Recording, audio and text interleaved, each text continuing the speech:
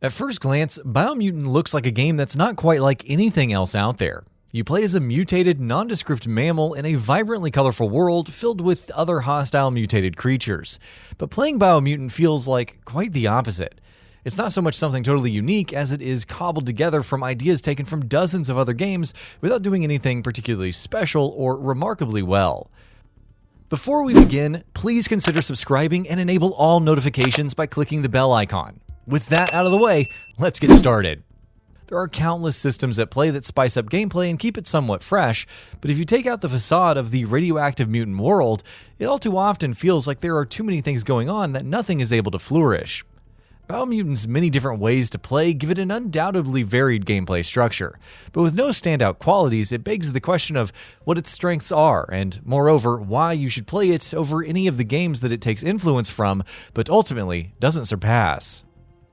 Biomutant has a quick and effective hook from the outset. The world as we know it has been destroyed and taken over by leagues of mutant creatures, and at the end of each of its 4 major routes is a World Eater, each of which you need to kill to save the world from complete extinction.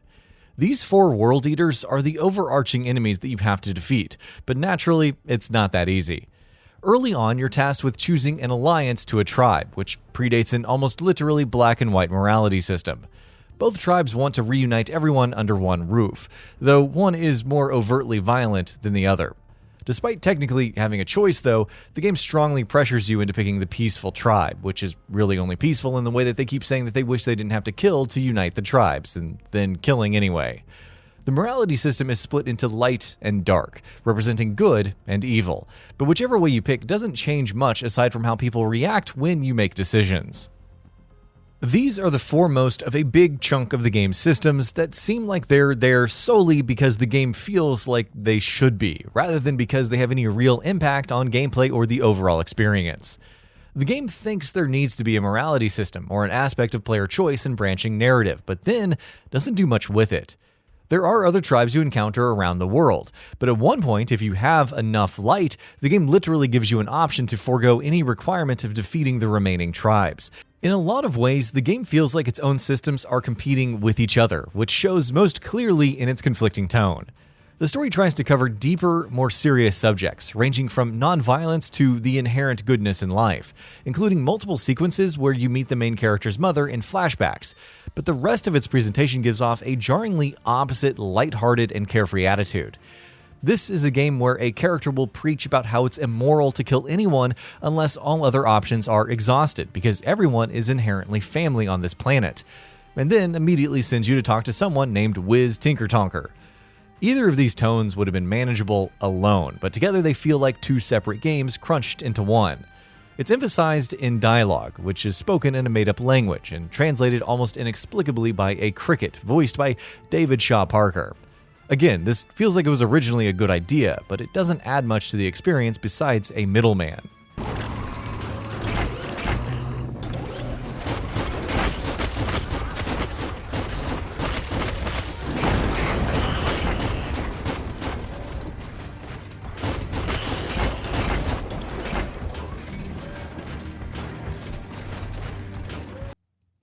All in all, I never felt like the story did anything with its intriguing setup. The moral choice aspect seemed like it was going somewhere, but ultimately doesn't wrap up in any critical way, nor does it have any real impact on gameplay. There seems to be a lot of good ideas on paper, but nothing ever comes of it, and I felt by the end like I didn't know why any of this was happening or what purpose any of the major selling points provided. A similar problem arises in Biomutant's gameplay, which has its moments, but ultimately struggles from having too many systems for any single thing to shine. At its core, it balances close-ranged and long-ranged combat and allows you to play it either as a shooter or as a beat-em-up or somewhere in between. There are a limited number of weapons to find around the world, and while you can switch between them at will, odds are you'll pick one gun and one melee weapon and stick with them for the duration. There are dozens of combos to unlock that allow you to pull off slick moves and deal stronger damage, and this is one area where having so many different approaches serves the experience well. While some enemies can feel a little spongy, I always felt like I was prepared to fight whatever came my way however I wanted to, and despite my tendency to button mash, I got used to utilizing parries and combos. The boss fights, especially the 4 World Eaters, are easily the highlights of gameplay, as they bring a massive scale to the same sorts of gameplay. It feels like the game was trying to go for a Dark Souls-esque boss structure, as each has multiple stages with new moves every time, but I never took more than a couple of tries to emerge victorious. What I really liked about these bosses is how they felt like the culmination of your stage of gameplay. There are so many systems at play, but each boss requires 1 or 2 different ones to kill it. One has to be fought on horseback, for example, while another is fought underwater. They're almost refreshing despite feeling familiar within gameplay, and I only wish that there were more of them. Having so many systems at play is a double-edged sword though, and the positives mostly end at the boss fights. Within moment-to-moment gameplay, and as you progress throughout the story, almost nothing has any time to breathe or evolve because new elements are introduced so commonly. An early sequence has you piloting a mech to traverse an oxygen-free zone, but despite the game's efforts to inform you that the mech can be spawned at will, I can count on one hand the number of times I was allowed to spawn it. It wasn't until the latter third of the story that a horse is introduced and allows you to run faster around the open world. Those oxygen-free zones are one of a few biohazard zones too, but the rest of them, like the radioactive or freezing cold zones, are mostly completely avoidable, except for a handful of side quests.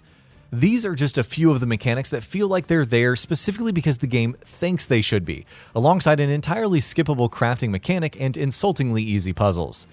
Even the open world as a whole, though there are diverse and colorful environments that are fun to explore and mostly interesting to look at, feels like it exists not because an open world adds to the experience, but because an open world is the obligation. What the gameplay truly seems to suffer from is a lack of anything truly special. For almost every single mechanic, you can ask yourself which game the mechanic was inspired by, and in most cases, which game does that specific mechanic better. While I appreciate that it tries so many things, most mechanics don't build on each other, but instead are constantly tripping over each other for screen time. While I don't dislike many of the things Biomutant tries to do, it takes so much inspiration from so many other games that it forgets to do anything unique. So many of its elements, from its morality system to its open world structure, feel ripped straight from other, usually better games.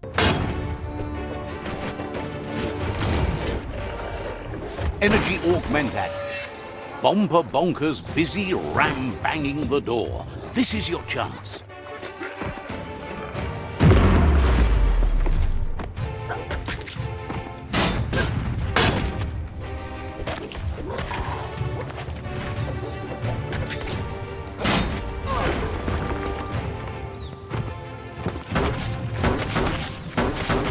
Combine this with a severe tonal conflict and you have a strongly mixed experience. The hook is strong and the gameplay can be great, especially in those monumental boss fights. But when it comes down to it, I look at Biomutant and I see way too many watered down components that leave it drowning in its own ambition.